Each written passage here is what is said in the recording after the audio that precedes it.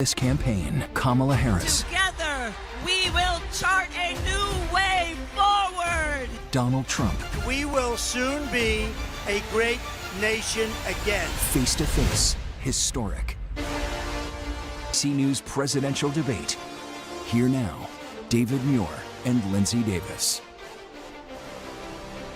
Good evening, I'm David Muir, and thank you for joining us for tonight's ABC News presidential debate. We want to welcome viewers watching on ABC and around the world tonight.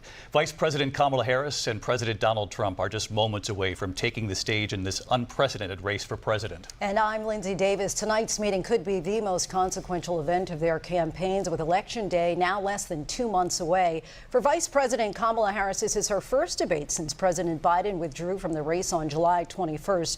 Of course, that decision followed his debate against President Donald Trump in June. Since then, this race has taken on an entirely new dynamic. And that brings us to the rules of tonight's debate. 90 minutes with 2 commercial breaks. No topics or questions have been shared with the campaigns.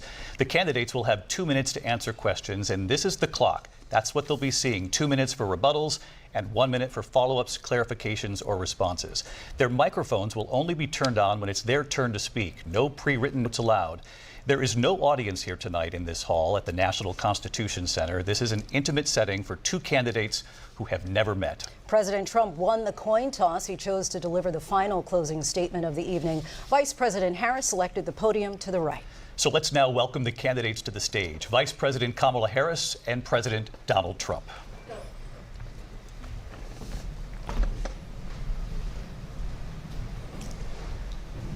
Kamala Harris. Let's have a good debate. Nice to see you. Have fun. Thank you. Welcome to you both. It's wonderful to have you. It's an honor to have you both here tonight. Good evening. We are looking forward to a spirited and thoughtful debate. So let's get started. I want to begin tonight with the issue that voters repeatedly say is their #1 issue, and that is the economy and the cost of living in this country. Vice President Harris, you and President Trump were elected 4 years ago, and your opponent on the stage here tonight often asks his supporters, are you better off than you were 4 years ago? When it comes to the economy, do you believe Americans are better off than they were 4 years ago? So I was raised as a middle-class kid, and I am actually the only person on this stage who has a plan that is about lifting up the middle class and working people of America. I believe in the ambition, the aspirations, the dreams of the American people. And that is why I imagine and have actually a plan to build what I call an opportunity economy. Because here's the thing. We know that we have a shortage of homes and housing, and the cost of housing is too expensive for far too many people. We know that young families need support to raise their children, and I intend on extending a tax cut for those families of $6,000, which is the largest child tax credit that we have given in a long time, so that those young families can afford to buy a crib, buy a car seat, buy clothes for their children.